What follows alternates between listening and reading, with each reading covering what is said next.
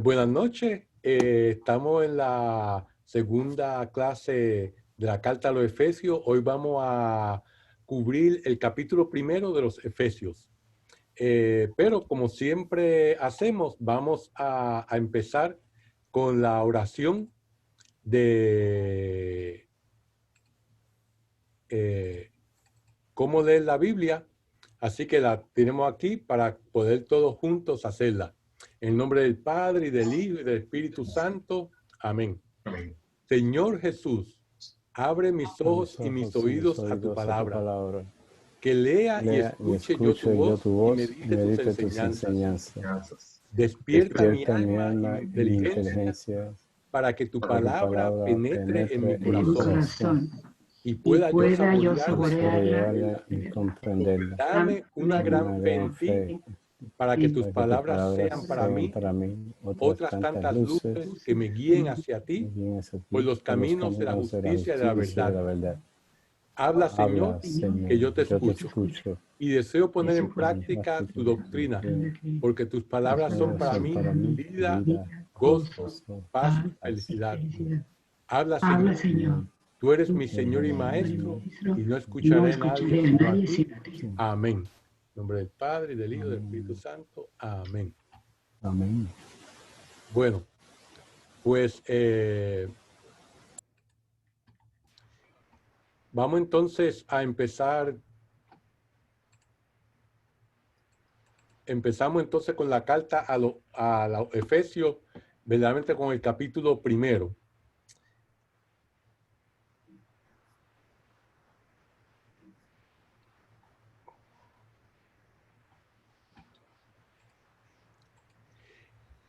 En los versículos del 1 al 2, la carta de Pablo apóstol nos dice Pablo apóstol de Cristo, Jesús por voluntad de Dios, a los santos que están y perseveran en Cristo. Verdaderamente no dice a los Efesios, aunque algunas traducciones dice en Efeso, ¿verdad? Por eso lo puse en paréntesis. Dice el segundo versículo: reciban gracia y paz de Dios nuestro Padre y de Jesucristo el Señor. Fíjense que el comienzo de esta carta es muy similar al de las anteriores. Tiene un saludo, tiene un himno de acción de gracias, ¿verdad? Como vemos en las otras cartas que hemos visto de, por ejemplo, los Corintios y los Romanos. Puesto que las palabras en Éfeso faltan en muchos manuscritos antiguos, es posible que esto fuera una carta circular a las iglesias de la zona de Éfeso, o sea, que no fuera necesariamente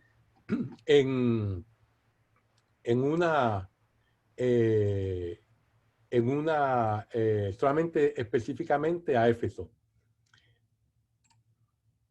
En la carta no hay alusiones a circunstancias concretas de una comunidad cristiana.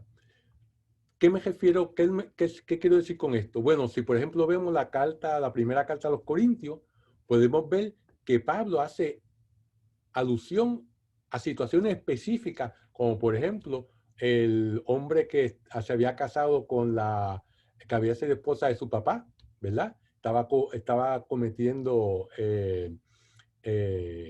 una falta gravísima, ¿verdad? Y así por el estilo, cuando nos habla, por ejemplo, de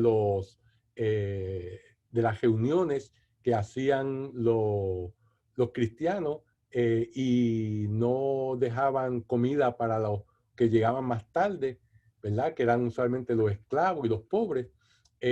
Por lo tanto, gracias a esas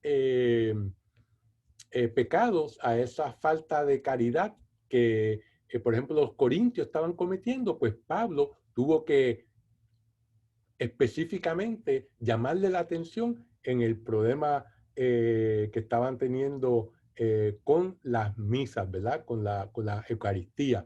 Y gracias a eso, pues entonces, pues Pablo en ese capítulo 11 de la primera carta a los Corintios da una explicación de la Eucaristía, de cómo era que se llevaba a cabo, y eso pues nos ha quedado a nosotros desde ese entonces. O sea que gracias a lo que los Efesios a los Corintios portarse mal, pues nosotros tenemos esa enseñanza de San Pablo. En esta carta eso no ocurre. Y a eso es lo que nos referimos con eso.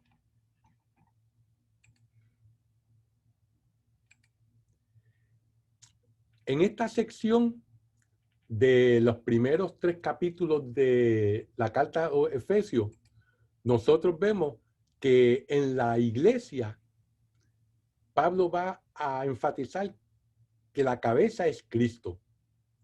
Y esto constituye el tema central de este escrito de los primeros 3 capítulos de la carta a los Efesios. Y Pablo nos dice que ella es la manifestación, refiriéndose a la iglesia, es la manifestación del misterio salvífico de Dios. Y este misterio de salvación es realizado por Cristo, ¿verdad? Y es en favor de los judíos y los gentiles. O sea que Cristo vino, como habíamos dicho en la clase anterior, a salvar a todo el mundo, ¿verdad? De todas las épocas, desde el principio del mundo hasta el final del mundo, desde los cristianos hasta los judíos, hasta los musulmanes, hasta los ateos, ¿verdad?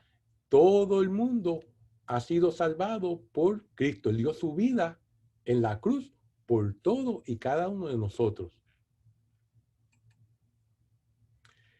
El ministerio de Pablo es servir a la realización del proyecto salvador de Dios, ¿verdad? ¿Y cómo él lo hace? Por la predicación. Y eso nos lo dice específicamente al final, en estos capítulos 3, ¿verdad? Y la oración, porque una cosa va con la otra, ¿verdad? Como nos dicen, hay que estar de rodilla ante Dios para estar de frente a los hombres, ¿verdad? Uno, para poderle hablar a los hombres de Dios, tiene primero que hablarle a Dios de los hombres, ¿verdad? Por lo tanto, estos capítulos forman la primera parte o sección doctrinal de la carta. Si tienen alguna pregunta, por favor, en confianza. Ahora, en esta primera sección se expone el plan divino de salvación, contemplándolo en el misterio de la eternidad de Dios, ¿verdad? Y en su manifestación histórica a través de Cristo y de la iglesia. Porque fíjense, para Dios no hay pasado ni hay futuro. Para Dios solamente hay un presente. Todo para Dios es un presente. Solamente para nosotros, que somos seres humanos, que tenemos la limitación del tiempo, ¿verdad? Es que entonces tenemos un pasado y un futuro, ¿verdad? Y si nos ponemos a pensar, ¿qué es la definición de tiempo? La definición de tiempo es una medida del paso, del movimiento de los astros. Eso es lo que es el tiempo. Y nosotros utilizamos ese movimiento de los astros para entonces medir, y es lo que llamamos el tiempo, ¿verdad? Pero eso para Dios no existe, porque para Dios todo es un presente. Doctor Rosado, Sí. estamos hablando todavía de la carta Efesios, el capítulo 3, del 14 al 21. Estamos dando ese resumen de esa sección, porque después entonces vamos a empezar más detalladamente en el primero. Muchas gracias. Siga, por favor. San Pablo expone el plan divino de salvación contemplándolo en el misterio de la eternidad de Dios. Eso fue lo mismo que ya había dicho, ¿verdad? Y de la iglesia. Por lo tanto, la iglesia ha sido prefigurada, y esto es una palabra que tenemos que entender, que cuando algo se prefigura es que se da como como cuando uno va a la película y le dan unos cortos de lo que va a venir, ¿verdad? Pues eso es lo que significa prefigurar, cuando se da una información, una idea de lo que va a venir en el futuro. Pues la iglesia ha sido prefigurada ya desde el origen del mundo, ¿verdad? Y preparada maravillosamente en la historia del pueblo de Israel y de la antigua alianza. y ella se constituyó en los últimos tiempos, ¿verdad? Y la iglesia se manifestó por la efusión del Espíritu, que llegará gloriosamente a su plenitud al final de los siglos. Esto nos lo dice en el documento de Lumen Gentium, que fue uno de los escritos del Concilio Vaticano II, ¿verdad? Que nos está hablando sobre la iglesia. Por lo tanto, la iglesia ya desde el origen del mundo ya se había dado la idea de lo que iba a ser la iglesia, ¿verdad? Porque la iglesia es el cuerpo de Cristo.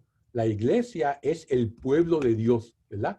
Y ese pueblo de Dios, que es los gentiles y los judíos, pues ya había sido prefigurado en el pueblo de Israel, ¿verdad? En la antigua alianza. No fue hasta que, pues, el Espíritu, ¿verdad? De Dios y Cristo, pues entonces vinieron a traerlo en toda su plenitud cuando Cristo vino a salvarlo. ¿Ok? Ahora, vamos ahora a enfocarnos en los primeros versículos del capítulo primero. Estos versículos, que es del versículo 3 al 14, les voy a dar una pequeña resumen y después los vamos a leer juntos, ¿verdad? En estos primeros versículos dice que se incluye en primer lugar un himno de alabanza, y esto lo vamos a ver del versículo 3 al 10, en el que son presentados los beneficios o bendiciones que contiene el designio de salvación de Dios. A este designio, este plan de salvación, Pablo lo llama el misterio. Cuando estemos leyendo en esta carta y Pablo hable del misterio, él se está refiriendo al plan de salvación de Dios, ¿verdad? Este plan de salvación, este misterio, abarca desde la elección eterna de cada criatura humana por parte de Dios hasta la recapitulación de todas las cosas en Cristo. Y esto lo vamos a explicar bien claramente en las próximas diapositivas que vamos a ver, ¿verdad? Pero vamos a meterlo en la mente. Pasando por la obra de redención. Y por eso le puse este pequeño cita de Jeremías, donde nos dice que reafirma esto. Cuando Dios le dice a Jeremías, antes de que yo te formara en el seno de tu madre, te conocí. O sea que Dios nos conoce desde antes que fuéramos formados, ¿verdad? Y desde antes de eso, Él nos ha elegido, ¿verdad? Luego, en los próximos versículos, del 11 al 12, se va a exponer este plan divino de salvación realizado sobre los judíos. Y eso es lo que vamos a ver en los versículos 11 y 12 de esta sección del capítulo primero. Y la salvación sobre los gentiles, ¿verdad? Ahora vamos a leer esa sección. Y dice así, dice, bendito sea Dios, Padre de Cristo Jesús, nuestro Señor, que nos ha bendecido en el cielo, en Cristo, con toda clase de bendiciones espirituales. En Cristo Dios nos eligió antes de que creara el mundo, para estar en su presencia santos y sin mancha, en su amor. Nos destinó de antemano para ser hijos suyos en Jesucristo y por medio de él. Así lo quiso y le pareció bien sacar alabanzas de esta gracia tan grande que nos hacía en el bien amado.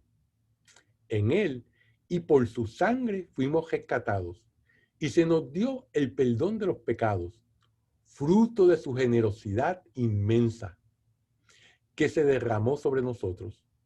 Ahora nos ha dado a conocer mediante dones de sabiduría e inteligencia este proyecto misterioso suyo, fruto de su absoluta complacencia en Cristo. Pues Dios quiso recapitular, o en otras palabras, reunir en él, cuanto llegara a la plenitud de los tiempos, tanto a los seres celestiales como a los terrenos. En Cristo fuimos elegidos nosotros, aquel que dispone de todas las cosas y las somete a su voluntad, decidió que fuéramos pueblo suyo y lleváramos la espera del Mesías con el fin que sea alabada su gloria. También ustedes, al escuchar la palabra de la verdad, el evangelio que los salva, creyeron en él, quedando sellados con el Espíritu Santo prometido, que es el anticipo de nuestra herencia. Por él va liberando al pueblo que hizo suyo, para que al fin sea alabada su gloria. Amén. Pues fíjense, en el versículo 4, quiero hacerle hincapié porque nos dice, vamos a ver ahora toda esta sección, versículo por versículo, dice, en Cristo Dios nos eligió antes de que creara el mundo, para estar en su presencia santos y sin mancha, en su amor. ¿Verdad? ¿Qué nos quiere decir cuando nos eligió? Ese término griego es el mismo que aparece en la versión de los 70 para designar la elección de Israel. Ustedes me dirán, ¿qué es la versión de los 70? El otro nombre que se da es la Septuaginta, ¿verdad? Esa versión de los 70 es una traducción que se hizo en los años 200 a 300 antes de Cristo, del hebreo y arameo al griego, solamente del Antiguo Testamento. ¿Por qué se hizo esto? Porque los judíos que estaban en la diáspora quiere decir todos los judíos que no estaban en Israel, así como nosotros que somos latinos y estamos en este país, nosotros somos la diáspora. Yo soy de la diáspora de Puerto Rico y algunos de ustedes serán de la diáspora de México, de la diáspora de Perú, de la diáspora de Colombia, ¿verdad? O sea que somos España. viviendo en un lugar que no es nuestro pueblo. Pues los judíos se habían ido a Egipto, se habían ido a Grecia. ¿Y qué pasaba? Lo que muchas veces pasa en nuestras comunidades, que los hijos de nosotros, si no le enseñamos nuestro idioma, pues ¿qué es lo que hablan? Solamente inglés. En el caso de los judíos, pues estos hijos de los judíos solamente hablaban griego, que era la lengua franca de aquel entonces. ¿Qué pasa? Que entonces todos los escritos del Antiguo Testamento estaban ¿en qué? En hebreo y en arameo. Por lo tanto, el faraón Ptolomeo II encargó, dice la leyenda, a 70 traductores de traducir las escrituras judías del Antiguo Testamento en lo que se llama el Tanakh, que es la ley, que son los primeros 5 libros del Antiguo Testamento, después los libros de proféticos y después los libros históricos, ¿verdad? Entonces, y de sapiencia. Todo eso es lo que se instituye como Tanakh. Bueno, pues, que es lo que nosotros conocemos como Antiguo Testamento, ¿verdad? Los judíos lo llaman el Tanakh, así como lo estoy pronunciando. Pues entonces, dice la leyenda que estos 70 traductores, estos 70 eruditos, cuando tradujeron el hebreo, del hebreo al griego, los compararon, todos lo hicieron separados, todos tenían la misma traducción idéntica. Algo un poquito difícil de creer, pero en aquel entonces decían estas cosas para hacer hincapié de que esto era la mejor traducción de ese entonces. Pues esa versión de los 70 es de donde se saca ese término, nos eligió, ¿verdad? Y esa traducción de los 70 es la que utilizó más tarde San Jerónimo para traducir la Biblia al latín, ¿verdad?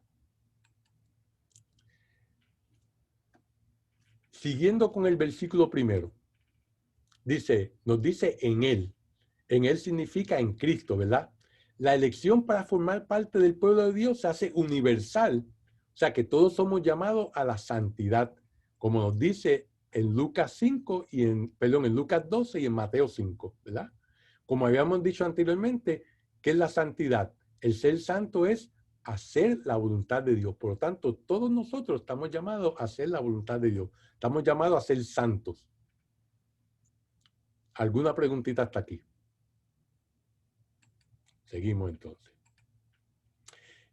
Fíjense que en el Antiguo Testamento, la víctima... Santiago. Ajá, dígame. En esa época, ¿cómo definían la santidad en aquel tiempo? Bueno, en el tiempo que estamos de la carta de los Efesios, se definía igual de la manera que se define ahora, que es hacer la voluntad de Dios. Alguien que sigue la vocación a Dios, ¿verdad? Para hacer su voluntad, ¿verdad? Esa es la vocación de nosotros, hacer la voluntad de Dios. O sea que es básicamente la misma definición que hay hoy en día. Por eso San Pablo en las cartas, incluyendo esta carta de los Efesios, dice: Pablo, apóstol de Cristo Jesús, por voluntad de Dios, a los santos y fieles de Cristo Jesús. O sea, a todos aquellos que hacen la voluntad de Dios, ¿verdad? Gracias. Por lo tanto, en el Antiguo Testamento se ofrecía, la víctima que se ofrecía era sin mancha, ¿verdad? Eso lo podemos ver en el Éxodo y en el Levítico. Y igualmente la santidad a la que Dios nos ha destinado ha de ser inmaculada y plena. Inmaculada, otra palabra para sin mancha, ¿verdad?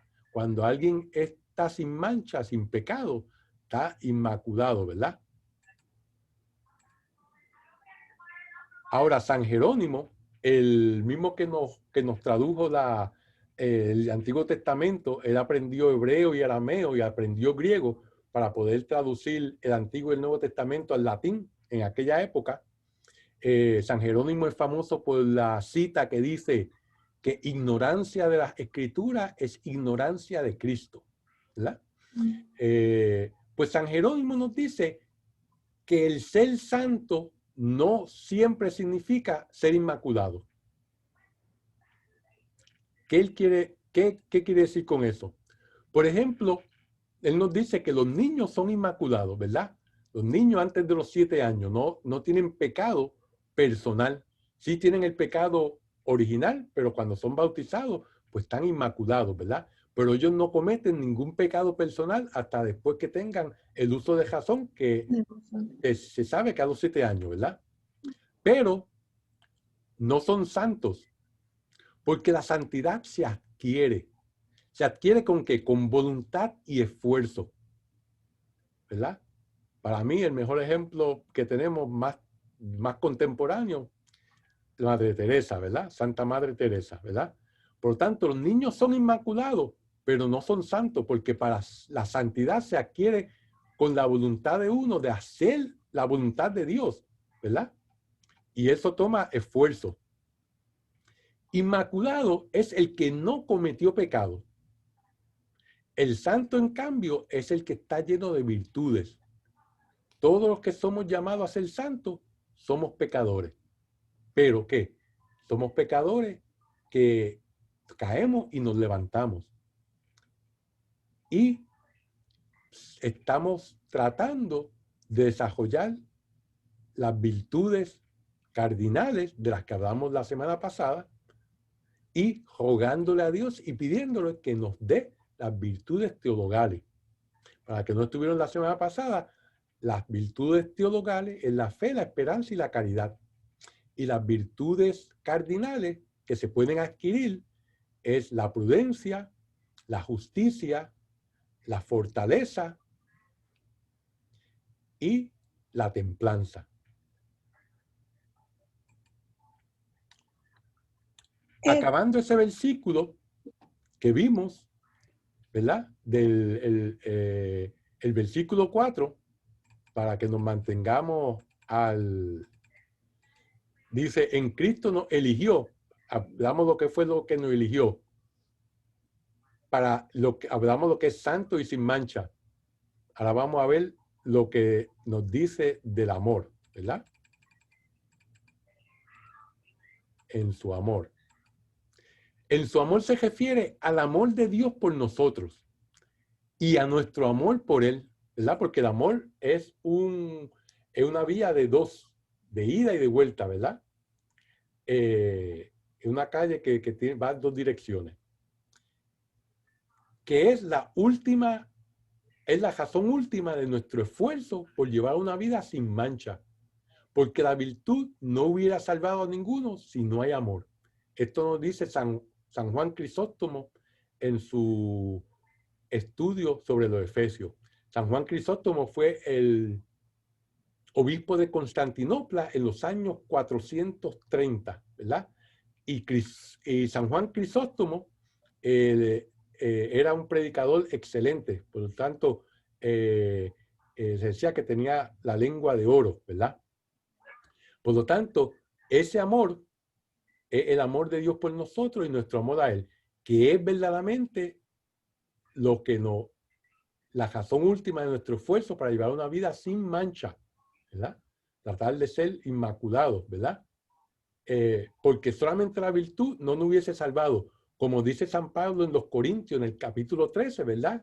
Que dice, no importa que hablábamos lengua, si no tenemos amor, no vale de nada, ¿verdad? No importa que seamos profetas, si no tenemos amor, no vale de nada, y así por el estilo. O sea, que si no hay amor, ninguna virtud que tengamos vale la pena, nos va a salvar, ¿verdad?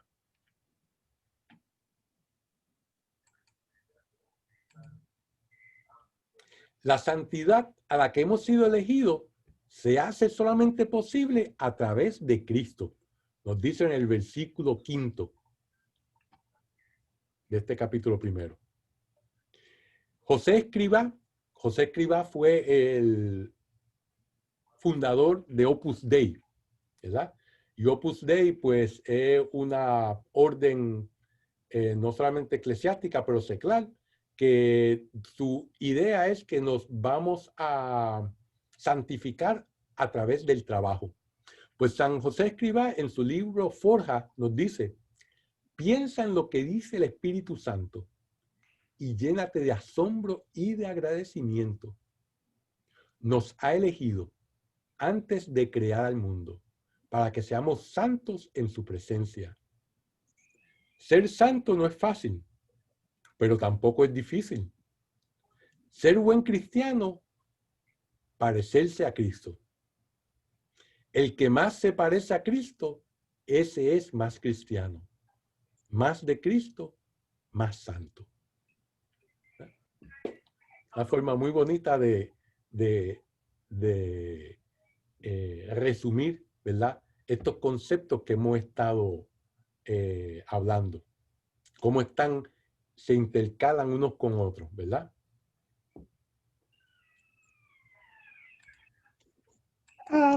Doctor Santiago, Ajá, dígame. el Corinthians que habla de la salvación es Corintios 1 o 2, capítulo 3. Que habla de San Juan que estudió de los Efeseos. Sí, creo el Corintio 1. Corintio 1, gracias. Sí, las vías positivas se las voy a poner se las voy a enviar y entonces podrán ver si es Corintio 1. ¿Okay? Corintio 1, gracias. ¿Cómo no? Ahora, en los versículos 5 al 6 nos dice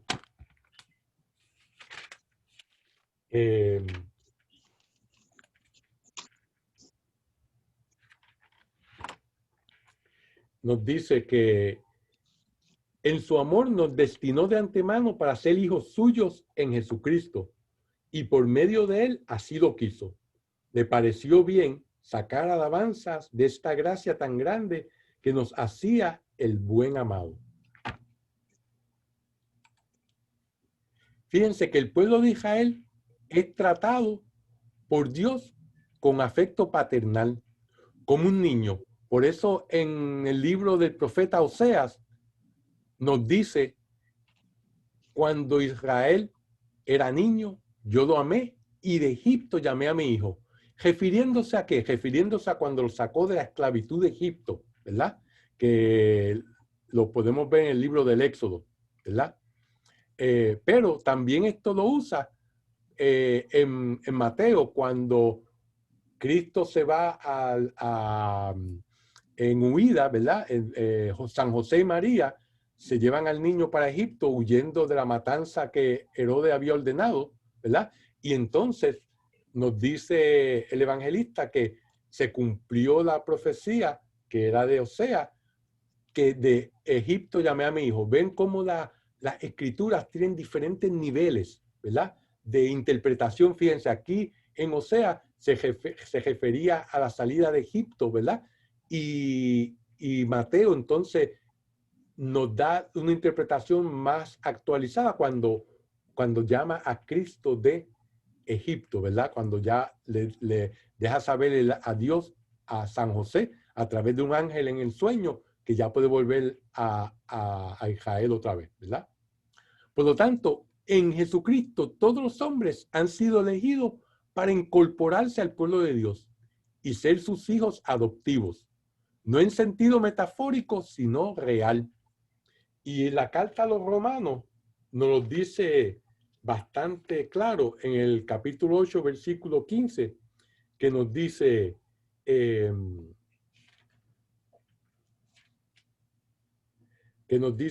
porque no recibisteis un espíritu de esclavitud para estar de nuevo bajo el temor, sino que recibisteis un espíritu de hijos de adopción en el que clamamos, Abba, Padre, ¿verdad? O sea que todos hemos sido llamados a ser hijos de Dios, a incorporarnos, a ser parte del pueblo de Dios. La gloria de Dios se ha manifestado a través de su amor misericordioso, porque nos ha hecho su Hijo según el proyecto eterno de su voluntad. Cuando yo leo esto y veo esto, siempre me acuerdo de la cita famosa de San Ireneo, uno de los padres de la iglesia, que dice que la gloria de Dios es un hombre vivo, ¿verdad? Pero entonces añade que la gloria del hombre es la visión de Dios, ¿verdad? El tener su mirada en Dios, el vivir su vida acorde a lo que Dios enseña, para que eventualmente se vea cara a cara con Dios por toda la eternidad en el cielo.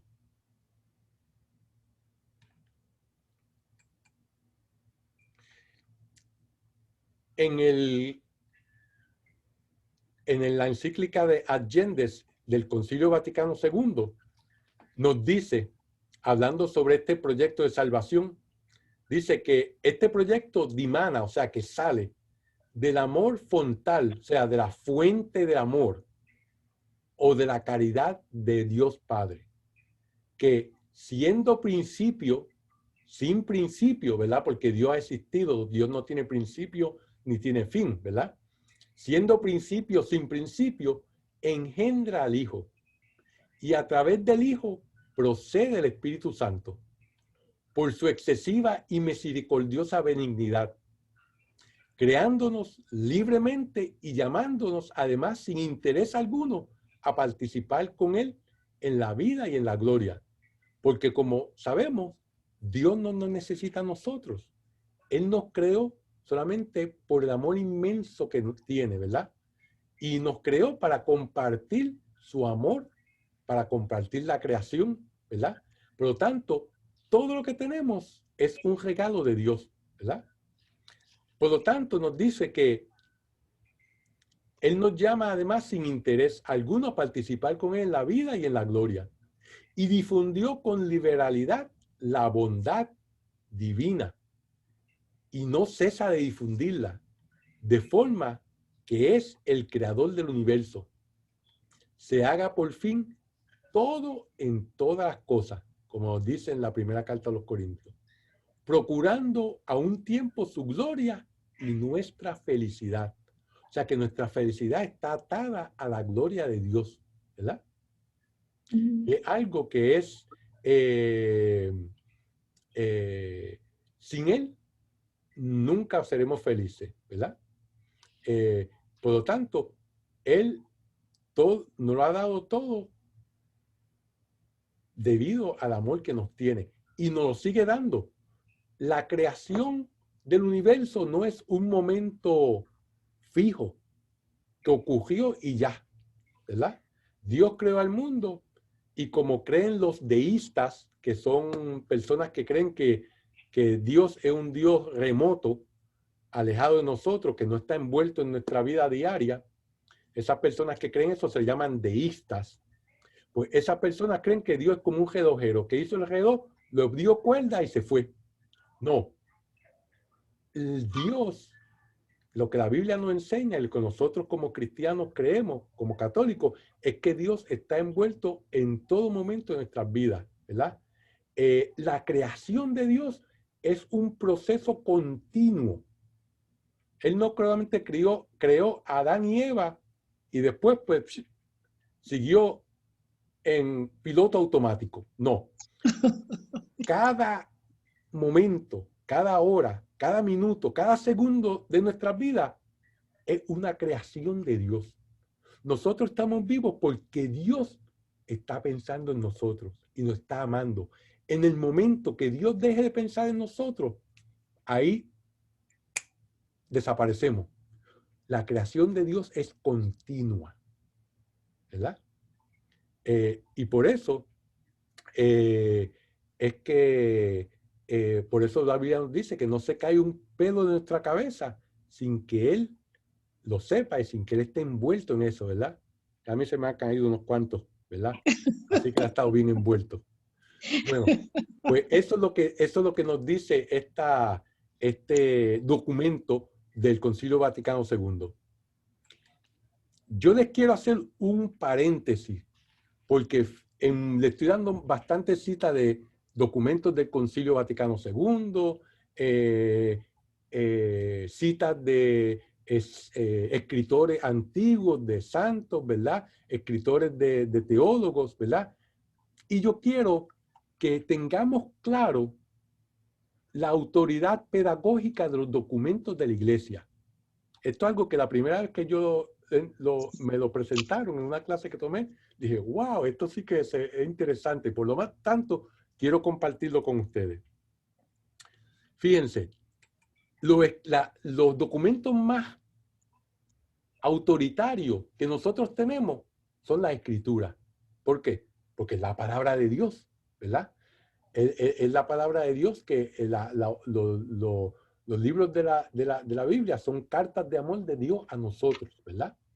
El Antiguo Testamento y el Nuevo Testamento. Por lo tanto, si ustedes se leen, por ejemplo, a Santo Tomás de Aquino, todos sus escritos hacen referencia a la Escritura, y asimismo San Agustín. Y después de la Escritura, entonces hace referencia, en el caso de Santo Tomás de Aquino, hace referencia a San Agustín, ¿verdad? Pero la base de toda la teología, la base de toda la enseñanza, tienen en la Escritura, ¿verdad? Y como documento, porque la revelación de Dios tiene tres partes, la revelación divina. Tiene la revelación escrita, que son la Biblia, el Antiguo y el Nuevo Testamento. Está la revelación de la tradición de la Iglesia, porque como sabemos, la Biblia salió de la Iglesia, no la Iglesia salió de la Biblia, ¿verdad? Cristo murió en el año 30, 33 más o menos, ¿verdad? Y no fue hasta el año 52 que se escribió el primer libro del Nuevo Testamento, que es la primera carta de San Pablo a los Tesalonicenses. Esos 20 años, entre medio, 20 y pico de años, todo era oral, ¿verdad? No fue hasta que Pablo empezó a escribir y a mandar cartas, que entonces esas cartas se guardaron para compartirlas. Y así mismo entonces vinieron después los evangelistas y escribieron. Por tanto, la Escritura salió de la Iglesia, ¿verdad? Por lo tanto, ese es el primero. el primer y más importante documento, el que más autoridad tiene. Doctor Rosado, Los credos son los que salieron de, por ejemplo, los concilios ecuménicos, los credos como el que nosotros recitamos todos los domingos, el de Nicea, ¿verdad? Creo en Dios Padre Todopoderoso, creador del cielo y de la tierra, creo en su Hijo, su único Hijo. El otro credo de los apóstoles, que es más cortito, que lo usamos usualmente para el rosario, o algunas veces en la misa también se usa. Y así hay diferentes tipos de credos.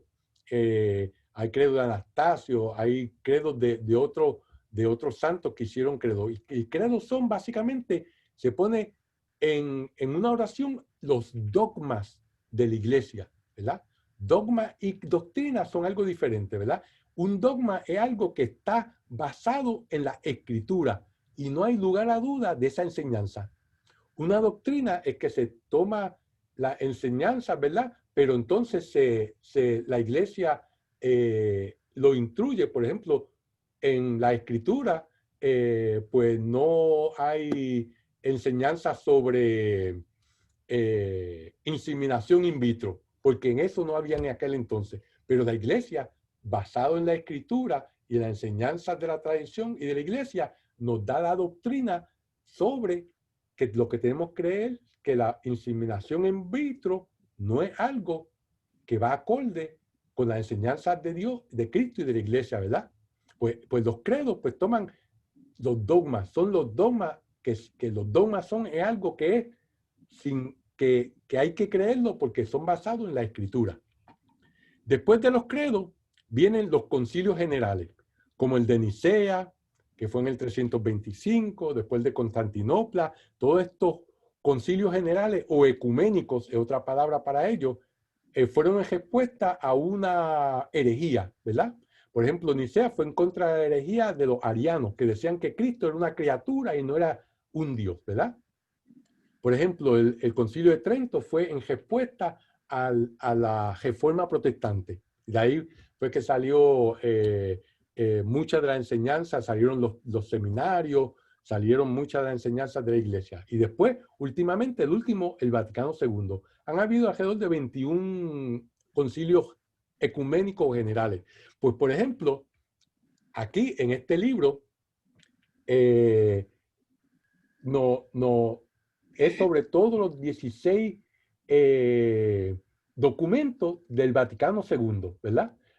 Uno pues no tiene que comprarse el libro, lo puede conseguir en el internet y se los puede leer. Y cada uno es dando explicación, enseñanza de un tema.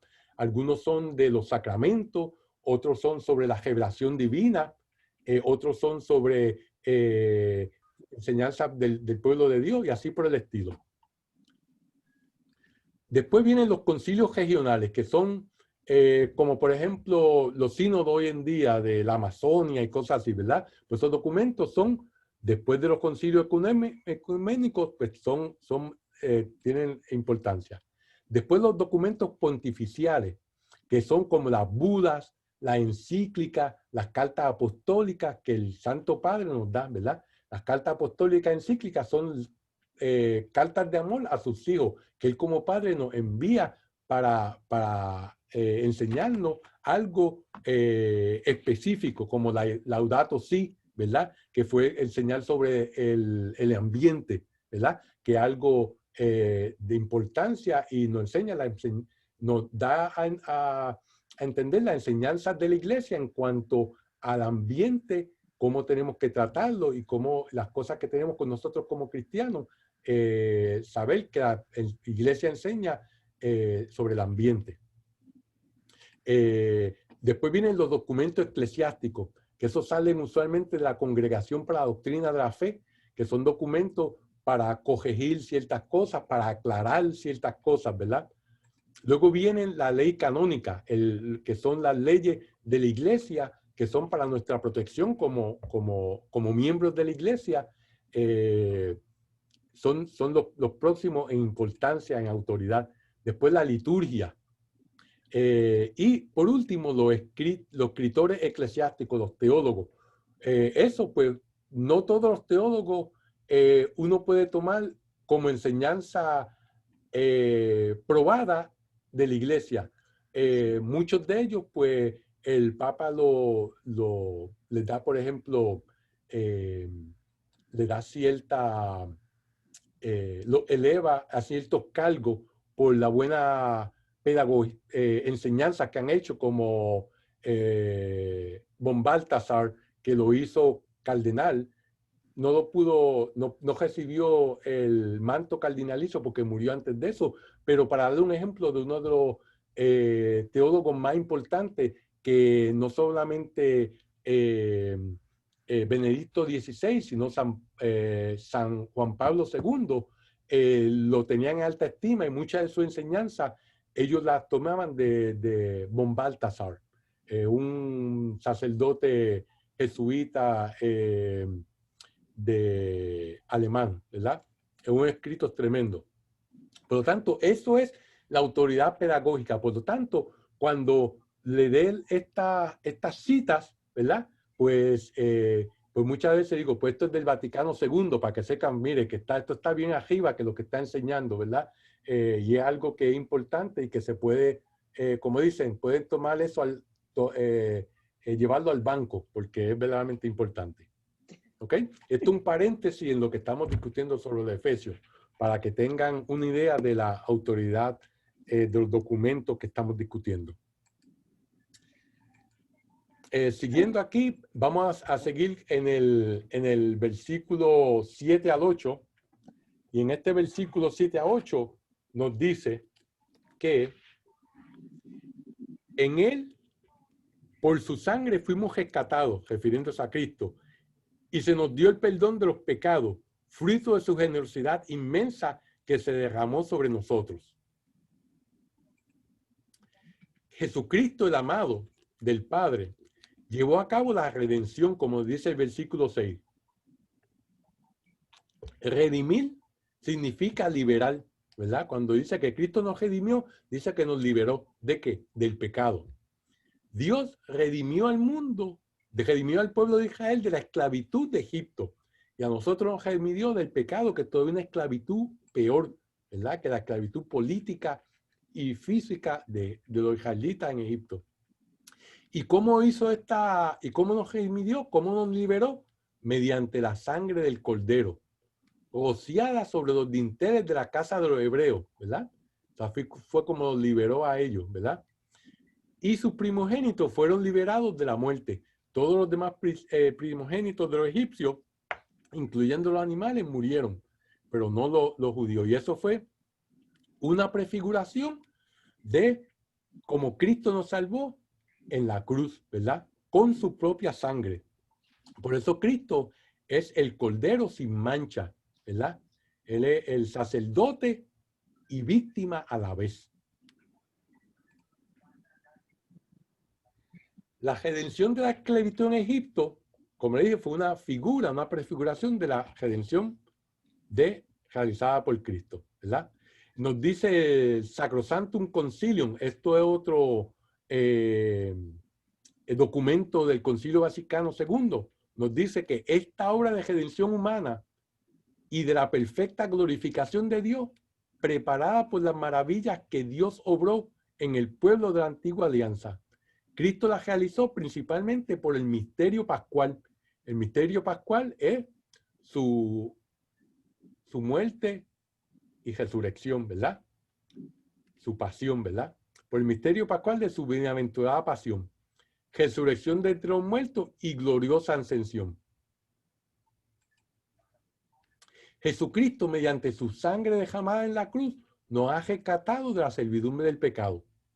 En el Catecismo Romano, que fue el anterior al catecismo que tenemos hoy en día, nos dice que cuando reflexionamos que hemos sido redimidos, no con cosas perecederas, como el oro y la plata, sino con la sangre preciosa de Cristo.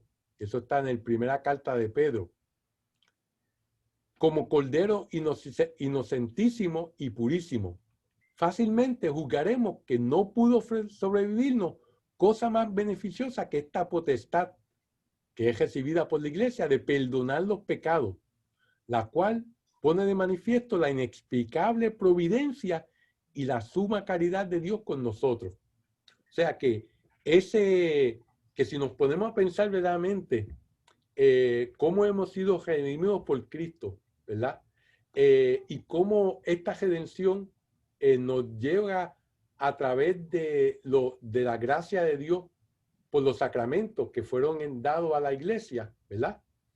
Y que esto fue dado gratuitamente y solamente por amor a Dios, es algo que verdaderamente nos debe de llenar de agradecimiento, nos debe de llenar de maravilla, ¿verdad? Como Dios, de lo malo que nosotros hicimos, o nuestros padres, Adán y Eva, sacó algo mucho mejor. Por eso muchos de los padres de la iglesia dicen, oh gran pecado original, ¿verdad? Porque debido al pecado original, entonces llegamos a ser parte de la familia de Dios, ¿verdad? Por el sacrificio de Cristo en la cruz. Ahora, vamos a ver de los versículos 9 al 14. En los versículos 9 al 14 nos dice que ahora se nos ha dado a conocer mediante dones de sabiduría e inteligencia este proyecto misterioso suyo, ¿verdad? Fruto de la absoluta complacencia en Cristo. Pues Dios quiso reunir en él cuanto llegara la plenitud de los tiempos, tanto a los seres celestiales como a los terrenos. En Cristo fuimos elegidos nosotros. Aquel que dispone de todas las cosas y las somete a su voluntad, decidió que fuéramos pueblo suyo y lleváramos la espera del Mesías, con el fin de que sea alabada su gloria. También ustedes, al escuchar la palabra de la verdad, el evangelio que nos salva, creyeron en él, quedando sellados con el Espíritu Santo prometido, que es el anticipo de nuestra herencia. Por él va liberando al pueblo que hizo suyo, para que al fin sea alabada su gloria. Fíjense el misterio del que hablamos en el versículo, que habla en el versículo 9. Habíamos ya dicho que era el designio o plan divino de salvar en Cristo a todos los hombres, que oculto al principio en la voluntad de Dios, ha sido realizado y revelado de forma armónica, siguiendo diversas etapas y tiempos a lo largo de la historia. O sea que cuando Adán y Eva cometieron el pecado original y nos hicieron perder el jardín del Edén, inmediatamente Dios construyó, edificó un plan de rescate para rescatarnos del hoyo que nos habíamos metido nosotros mismos, ¿verdad? Pero ese plan divino inicialmente no estaba muy claro, que es lo que vemos a través del Antiguo Testamento, ¿verdad? Pero que fue poco a poco revelándose, ¿verdad? A través de los profetas, ¿verdad? A través de los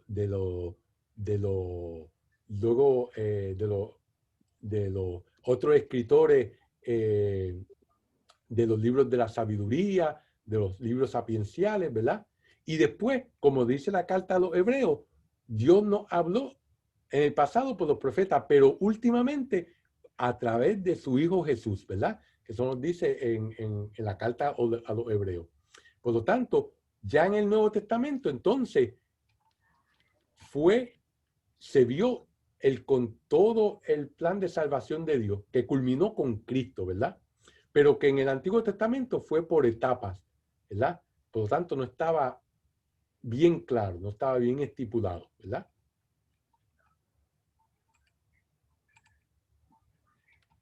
Y ha comenzado, como nos dijo en el versículo 4, por la elección. Eso fue lo primero que Dios hizo, nos eligió a nosotros para salvarnos. Siempre nuestra relación con Dios empieza con la iniciativa de Dios hacia nosotros. Verdaderamente, muchas religiones y muchos escritos dicen, nosotros estamos buscando a Dios. Y verdaderamente es cierto, pero no es cierto. Dios es el que nos busca y nos encuentra primero. Y Él pone en nuestros corazones ese deseo de ir hacia Él, de buscarlo. Pero verdaderamente ya nosotros hemos sido hallados por Dios, ya nosotros hemos sido elegidos por Dios, ¿verdad?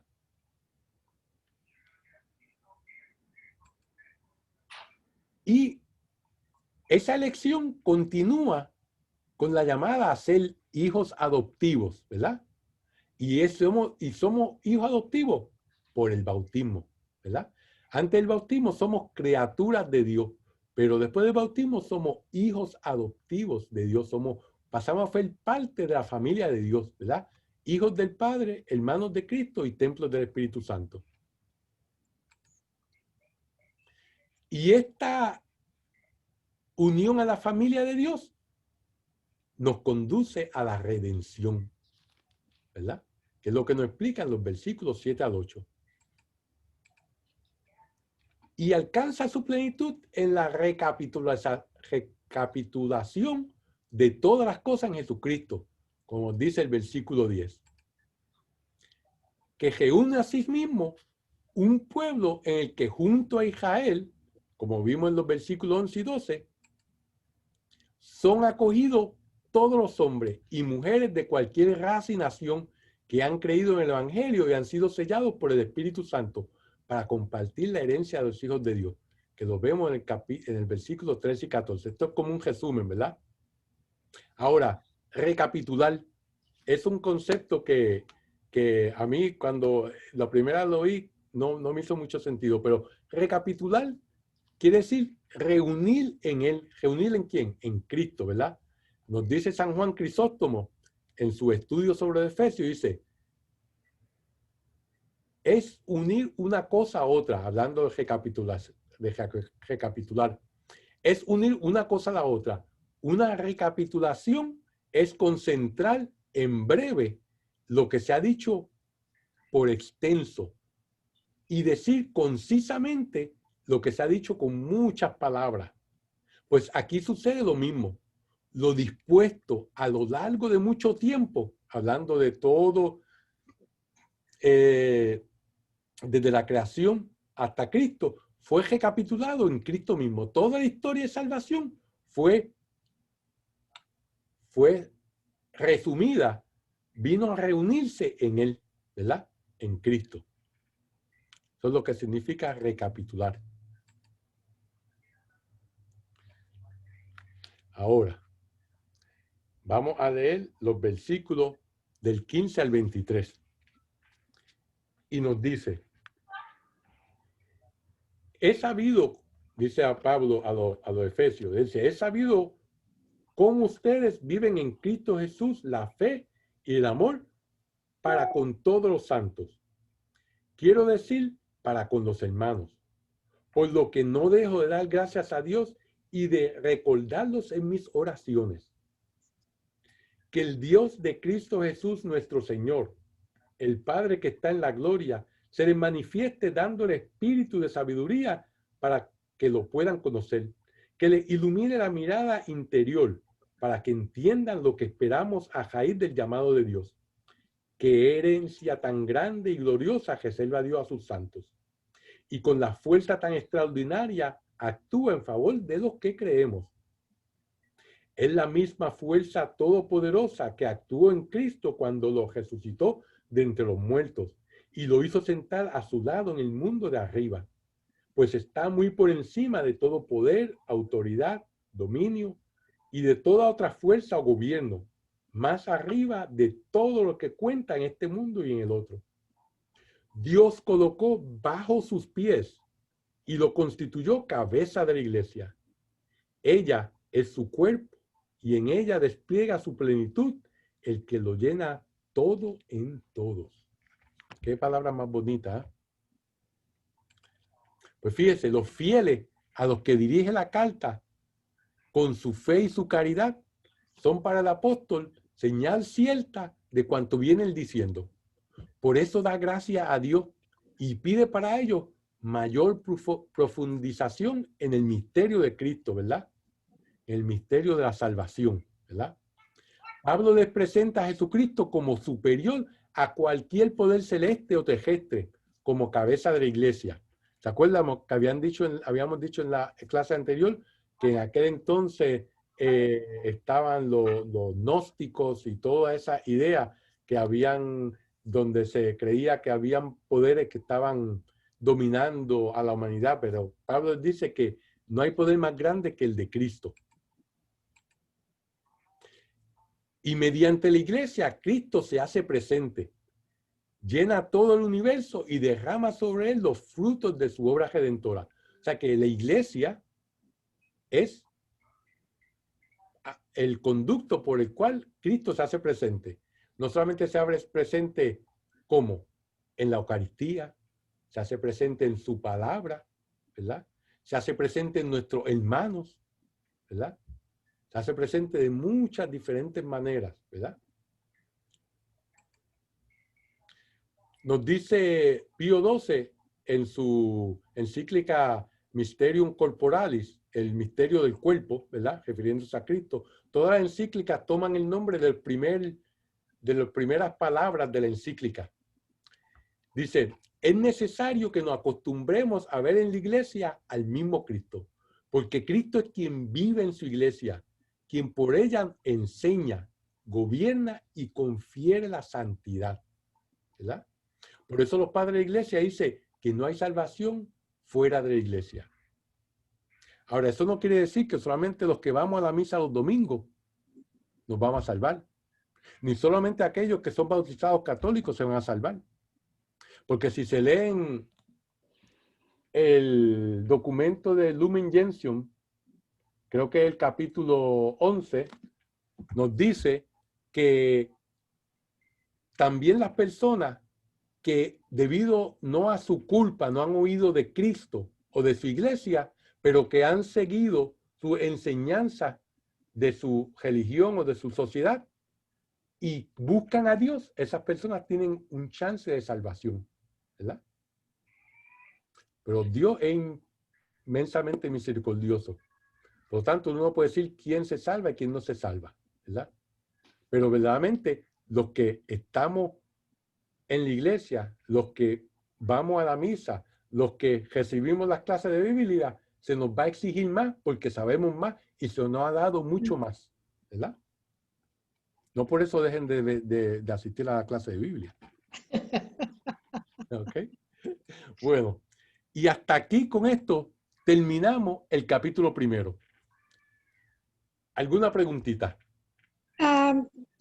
Doctor Santiago, un poquito de claridad.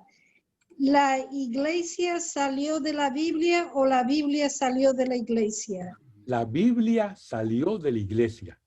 La El Biblia Nuevo salió de la Testamento, estamos iglesia. hablando del Nuevo Testamento, salió de la iglesia por el hecho de que primero estaba la tradición oral, ¿verdad? Y entonces después se puso por escrito la enseñanza de Cristo, le había dado a los apóstoles. Y de ahí salió los evangelios, salieron las cartas de San Pablo, salieron las cartas pastorales, que son como la de Santiago, la de Judas, la primera, segunda y tercera de Juan. Son cartas pastorales porque no están dirigidas a una comunidad en específica. Pues todo eso salió de la tradición de la iglesia. Por lo tanto, la escritura salieron de la iglesia, ¿verdad? De la tradición oral. Por lo tanto, la revelación de Dios es la revelación oral, la revelación escrita y el magisterio que Cristo dejó para que pudiera interpretar la revelación escrita, que son las escrituras, la revelación oral para nosotros. Y esas son las tres patas sobre las que se asienta la revelación divina.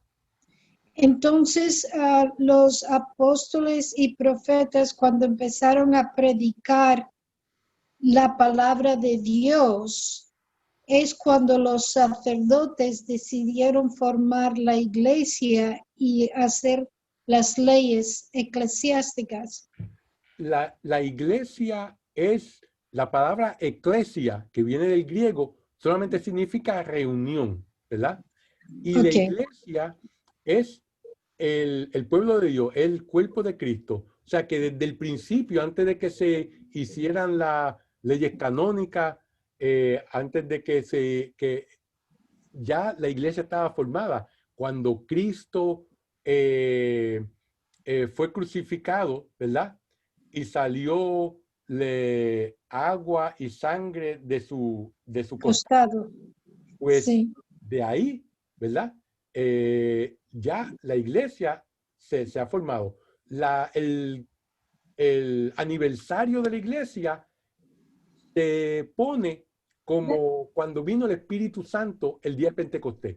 Ese es el Ajá. cumpleaños de la iglesia. Desde ese entonces, pues la iglesia estaba formada ya de una manera mucho más sólida, mucho más clara, ¿verdad? Pero desde Cristo, que Él vino, y a sus apóstoles, ya eso era, ya Él estaba formando su iglesia, ya Él estaba teniendo a sus apóstoles, a sus discípulos, que formaban parte de su iglesia. Pero en Pentecostés, entonces es que se dice desde ese momento, pues entonces ya la iglesia está instituida, ¿verdad? Y entonces si uno se lee, por ejemplo, las cartas a Tito, a Timoteo, en esas cartas ya entonces se está hablando de la jerarquía de la iglesia, donde está el obispo, está el sacerdote o anciano, que se le daba otro título, y los diáconos, ¿verdad? O sea que ya desde tan temprano en la iglesia ya había una jerarquía, ¿verdad? Donde cada cual tenía su orden. su orden, tenía lo que tenía que hacer. Los obispos tienen tres cosas que tienen que hacer, que es gobernar, que es enseñar, ¿verdad? Y la tercera es orar por nosotros, ¿verdad? Los diáconos solamente tienen se predica la palabra, pero mayormente es la caridad. ¿Verdad? Estamos envueltos en la caridad de la iglesia, ¿verdad? Y si uno va a los Hechos de los Apóstoles, vemos cuando se instituyó el diaconado, pues era porque los griegos cristianos se estaban quejando que a sus viudas no le estaban atendiendo como las viudas de los judíos. Y los apóstoles no tenían el tiempo porque ellos se dedicaban a orar, se dedicaban a predicar. Y entonces tomaron a 7 hombres y lo ordenaron como diáconos y para que sirvieran la mesa, o sea, se dedicaran a ayudar a la viuda y a otros necesitados de la iglesia. Entonces le dieron ese trabajo a ellos y ellos se dedicaron a la oración y a la predicación. Predicación, porque el Pentecostés pasó después de la crucificación de Jesucristo. Cuando Jesucristo resucitó, es cuando los apóstoles recibieron el Espíritu Santo y la iluminación. Cuando él le dijo, le soplo el Espíritu Santo, a él le dio el Espíritu Santo y lo volvió otra vez a dar. Y entonces en Pentecostés, ya de una manera más formal, cabal, ¿verdad? Sí. De una manera más plena. Gracias, doctor Rosado. ¿Cómo no? Muy interesante y le agradezco muchísimo el tiempo de que me da para aprender la Biblia. ¿Cómo no? Digo, me quedé, no llegué a copiar las virtudes teologales. Las virtudes teologales es la fe, la esperanza y la caridad. Ok, gracias. ¿Cómo no? A sus órdenes. Doctor Rosado, Julio aquí. Quiero hacer una pregunta específicamente a los versículos 17 y 18 del capítulo 2 que estamos discutiendo. Y el problema mío es que yo tengo problemas diferenciando entre lo que es revelación y lo que es iluminación. ¿Me oyes claramente? No, te oigo bien lejos. Déjame. Ok, cualquier otra persona puede ir en lo que yo arreglo esto. No, dime, que entre iluminación y revelación. Fíjate que en el capítulo 17 habla de que el Padre de la Gloria les conceda un espíritu de sabiduría y una revelación que les permita conocerlo. Y en el 18 dice que ilumine los ojos de su corazón para que conozca cuál es la esperanza. Esto es mi pregunta, si esto es un recurso poético del escritor o es que hay una diferencia entre esos dos? Hay una diferencia en el sentido de que cuando se ilumina, básicamente lo que está diciendo es que se está dando luz sobre algo que ya tiene.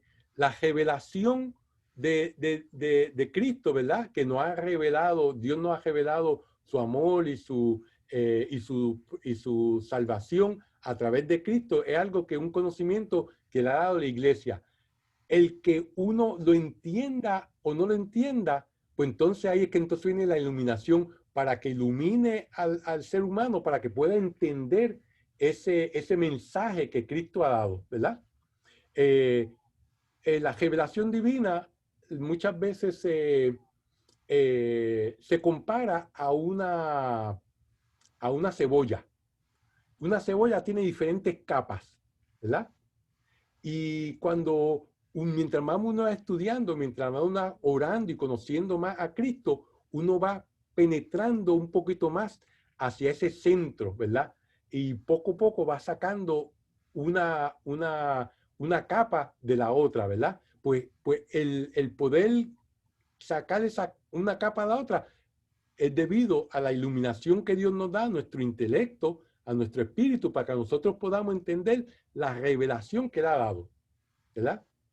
Y por eso la Sagrada Escritura tiene tantos diferentes niveles de interpretación y de profundidad, como el ejemplo que les di de Osea, ¿verdad? Que dijo, llamé a mi hijo de Egipto, refiriéndose a los Egipto en aquel entonces, pero nosotros ahora que estamos más en otra etapa y sabemos un poquito más, sabemos que no solamente Dios se refería a los israelitas en Egipto, sino que también se refería a Cristo cuando lo llamó de Egipto, ¿verdad? Después de la huida. Gracias. ¿Cómo?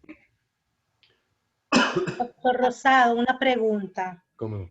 Entre las virtudes cardinales, ¿usted me podría, por favor, decir, además de la prudencia, cuál era las otras, por favor, ¿Cómo no? repetirme? Está la prudencia, que es la virtud que nos ayuda a nosotros a tomar la decisión correcta en el momento necesario, y es la virtud que guía las demás virtudes cardinales, que incluyen a la justicia.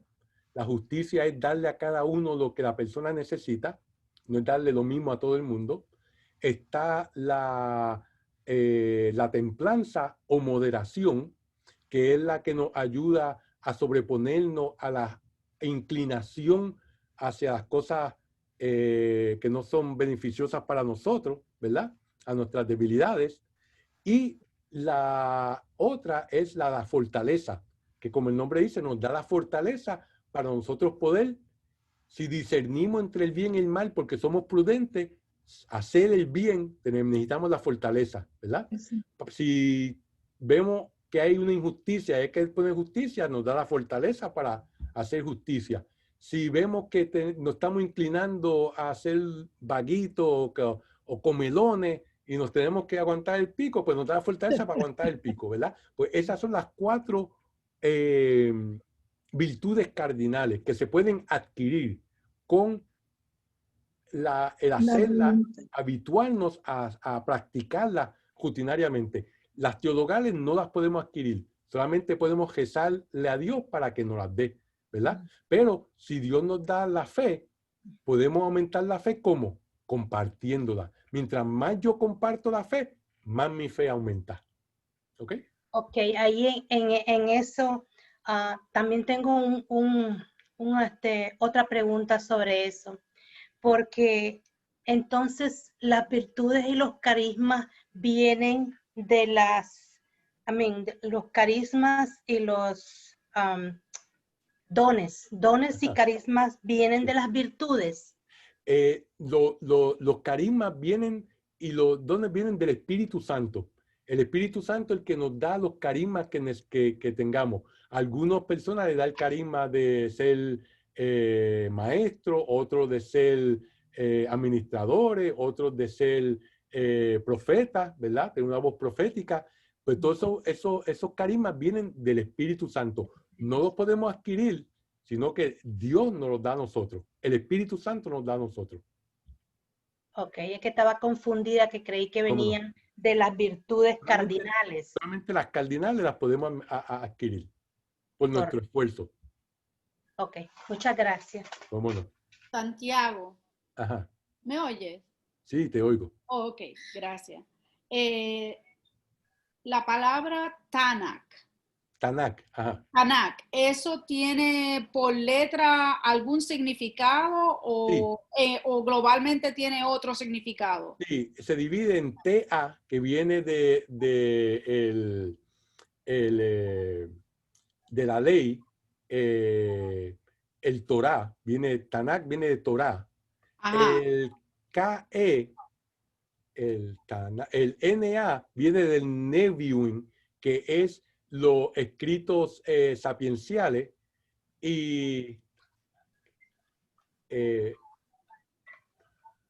la K viene del Ketuvim, que son los escritos proféticos. O sea que cada sílaba tiene el Torah, los escritos sapienciales y los proféticos. Y entonces eso es lo que se conoce como el Tanakh, que así como llaman los hebreos a su escritura, que para nosotros son el Antiguo Testamento. ¿Y el arameo, cuál es el libro de ellos? Lo que se fue escrito en el arameo fue los últimos libros de la Biblia, como por ejemplo el libro